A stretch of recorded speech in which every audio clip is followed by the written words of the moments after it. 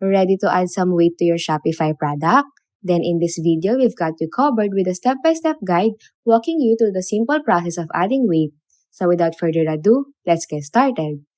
Okay, so in your Shopify admin, navigate to the product section. As you can see, I don't have any listing as of the moment.